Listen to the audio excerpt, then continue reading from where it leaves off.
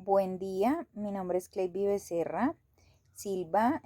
A mí me corresponde hablar sobre el protocolo de resonancia de pelvis para hombres, específicamente próstata.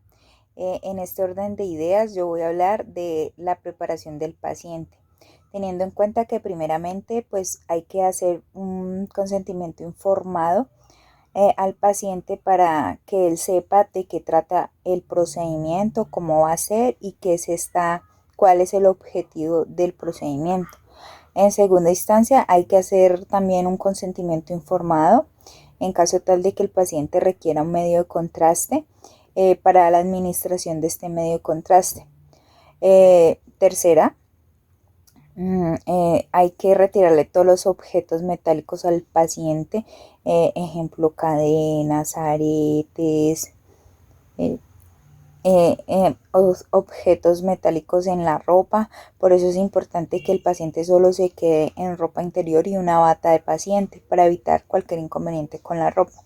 También si es un paciente que porta ortodoncia, pues no es apto para la resonancia, porque esto lo que hace es que interfiere con el resonador y le puede causar un daño al paciente al momento de la toma del examen. También hay que verificar la tasa de filtración glomerular, que esta básicamente nos indica cómo está la función renal del paciente. También voy a hablar de la posición y orientación del paciente. El paciente debe estar en decúbito supino, la antena del cuerpo, express anteriori, body right, es decir, la posición de la antena debe estar desde el tórax, del tórax hasta la pelvis. Esa es la posición de la antena para que nos mejore la imagen y nos dé una imagen detallada de la estructura que vamos a determinar. También debo de hablar de la localización en los tres planos. Me corresponde el plano coronal y el plano sagital.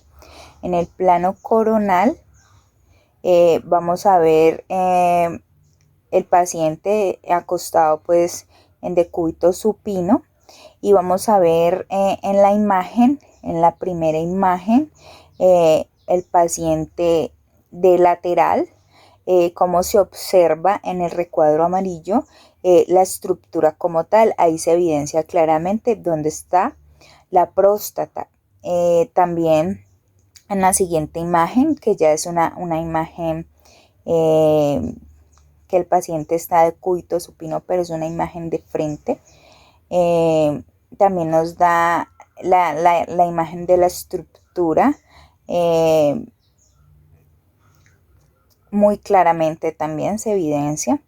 Y en la tercera imagen, que es en el plano axial, o sea, es en el plano coronal, pero está mirada desde el plano axial, se ve la estructura desde arriba y se ve alrededor pues los otros órganos que la componen. En el plano sagital evidenciamos claramente en la primera imagen, en el recuadro amarillo, la estructura como tal, que es la próstata, que es la estructura que está dentro del cuadro amarillo. Podemos evidenciar el tamaño,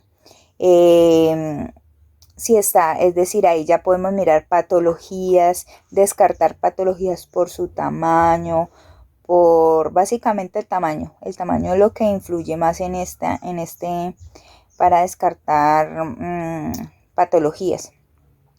En el plano, la imagen siguiente está mirada desde el plano coronal, que está también en el recuadro amarillo. También se evidencia muy claramente la estructura que va muy ligada con el sistema reproductorio urinario, que se lleva alrededor pues de la estructura, pero se evidencia claramente también la estructura mirada desde el plano coronal. En la siguiente imagen, que es mirada desde el plano sagital, podemos evidenciar en el recuadro amarillo, también en la línea media donde está la estructura, también se puede visualizar el tamaño, Y también miramos las otras estructuras que están alrededor. También es importante mirar también que en el plano coronal se planea a partir del eje axial y el eje sagital. Desde este último plano se grafica perpendicular a la uretra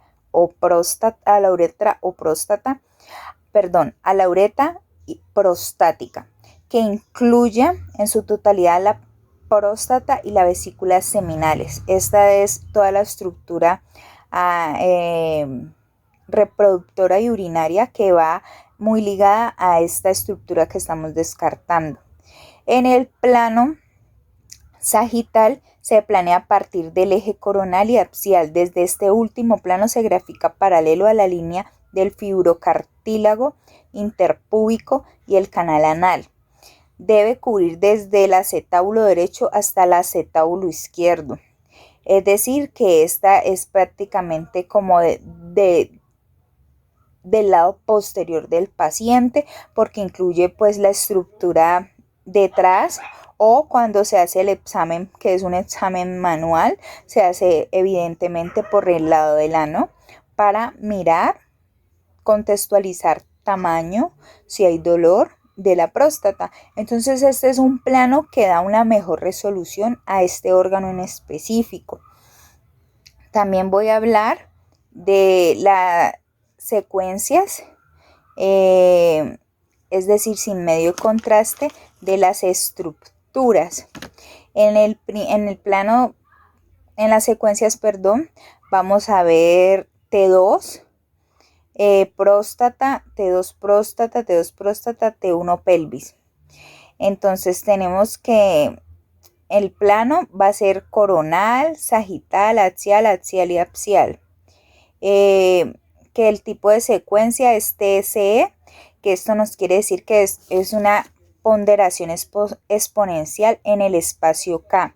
Esto significa que la PSE efectiva es más ancha que la saturación de la SE.